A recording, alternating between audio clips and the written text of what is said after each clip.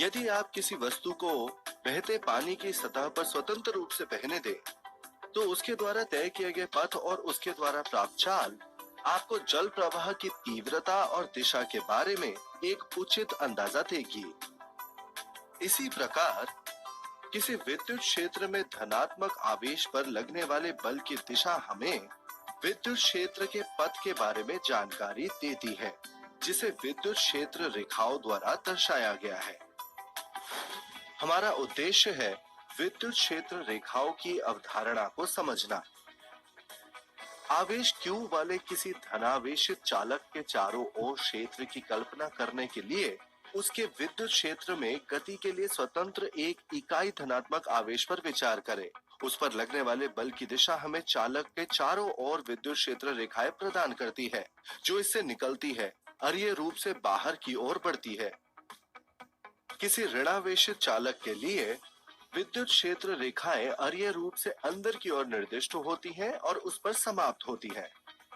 विद्युत क्षेत्र रेखाएं चालक की सतह के लिए सदैव अभिलंबित होती हैं। क्षेत्र रेखाएं किसी चालक के माध्यम से नहीं गुजरती हैं। दूरी के साथ क्षेत्र रेखाओं के फैलाव द्वारा पता चलता है कि दूरी बढ़ने के साथ क्षेत्र तीव्रता कम हो जाती है। जब दो समरूप आवेश एक दूसरे के पास आते हैं, तो क्षेत्र रेखाएं एक ओर फैलती हैं। जब दो विपरीत आवेश एक दूसरे के पास आते हैं, तो धनात्मक आवेश से निकलने वाली क्षेत्र रेखाएं ऋणात्मक आवेश में प्रविष्ट होती हैं। क्षेत्र रेखाओं का लंबवत रूप से संकुचन होता है। यदि किसी क्षेत्र में रेखाएं निकट दूरी पर हैं, वो क्षेत्र प्रबल होता है, और यदि रेखाएं व्यापक रूप से अलग हो जाती हैं, तो क्षेत्र दुर्बल होता है। क्षेत्र रेखा के किसी बिंदु पर स्पर्श रेखा उस बिंदु पर क्षेत्र की दिशा प्रदान करती है।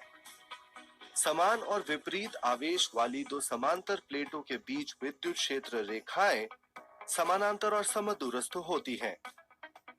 ऐसे विद्युत क्षेत्र को एक समान विद्युत क्षेत्र कहा जाता है। विद्युत क्षेत्र रेखाएं कभी एक दूसरे को प्रतिच्छेदित नहीं करती हैं। सारांश: विद्युत क्षेत्र रेखाएं सदैव चालक की सतह के अभिलंबवत होती हैं। क्षेत्र रेखाएं चालक के माध्यम से नहीं गुजरती है। क्षेत्र रेखा के किसी बिंदु पर स्पर्श रेखा उस बिंदु पर क्षेत्र की दिशा दर्शाती है। विद्युत क्षेत्र रेखाएं कभी प्रतिच्छेदित नहीं करती। हमने देखा है कि विद्युत क्षेत्र रेखाएं किसी चालक की सतह से अभिलंबवत रूप से निर्गत या समाप्त होती हैं, लेकिन वे चालक के आयतन में प्रवेश नहीं करती हैं। क्यों? जानने के लिए बने रहें।